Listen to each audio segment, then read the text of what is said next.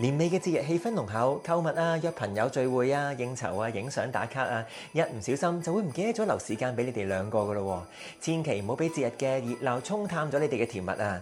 嚟緊我會有10個既浪漫又帶啲啲性感嘅節日約會靈感，讓你哋可以喺繁忙之中依然黐住㗎。你哋可以去又一城嘅溜冰場玩，等對方攬住你，保護你唔會跌親。冰面反光，呼吸白霧，係最佳借啲耳黐住嘅時刻。揀一出聖誕嘅電影或者浪漫劇，調暗啲嘅燈光，拉上窗簾，準備氣氛嘅燭光、毛氈、葡萄汽酒。電影中段，你會開始發覺熒幕上面嘅浪漫開始變成你哋嘅主場啊！無論你哋忙成點都好，節日都係最適合讓愛升溫嘅時候。